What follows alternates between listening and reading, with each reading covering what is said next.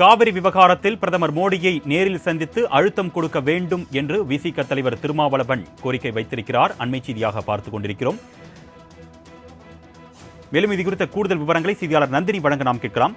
வணக்கம் நந்தினி, இந்த அனைத்து கட்சி கூட்டத்தில் என்ன முடிவுகள் எடுக்கப்பட்டு விவரங்கள்?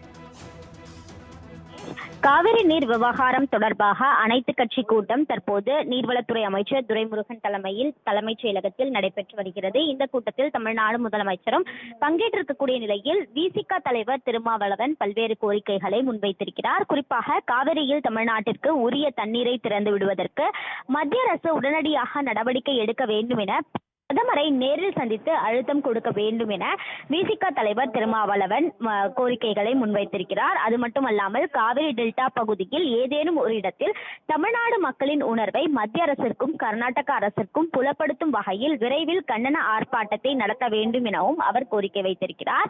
காவிரி பிரச்சனையில் கர்நாடக அரசு போல தமிழ்நாடு அரசு உடனடியாக அனைத்து கட்சி கூட்டத்தை கூட்ட வேண்டும் என கடந்த 13ஆம் தேதி அறிக்கை வாயிலாக தமிழ்நாடு முதலமைச்சருக்கு கோரிக்கை விடுத்திருப்பதாகவும் அவர் உடனடியாக அனைத்து கட்சி கூட்டத்தை கூட்டியதற்கு நன்றி தெரிவித்துக் கொள்வதாகவும் குறிப்பிட்ட அவர் உடனடியாக இந்த விவகாரம் தொடர்பாக பிரதமரை நேரில் சந்தித்து அழுத்தம் கொடுப்பதோடு விரைவில் கண்டன ஆர்ப்பாட்டத்தையும் நடத்த வேண்டும் என அனைத்து கட்சி கூட்டத்தில் திருமாவளவன் கோரிக்கை வைத்துள்ளது குறிப்பிடத்தக்கது.